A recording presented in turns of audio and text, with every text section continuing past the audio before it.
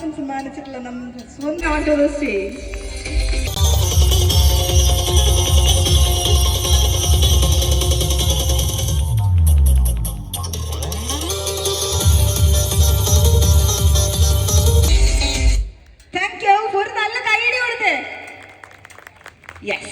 അപ്പൊ നമ്മളിങ്ങനെ കുറെ നേരമായിട്ട് പറഞ്ഞുകൊണ്ടിരുന്നു.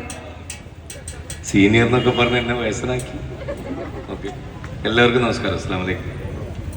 പിന്നെ റോഷന്റെ കൂടെ ഒരു വേദി പങ്കിടാൻ കഴിയുന്ന ഭാഗ്യമായിട്ട് കരുതുന്നു. അദ്ദേഹം നല്ലൊരു സിനിമാ താരം കൂടിയാണ്. ഇതിനെ കണ്ടിട്ടില്ലേ നിങ്ങൾ?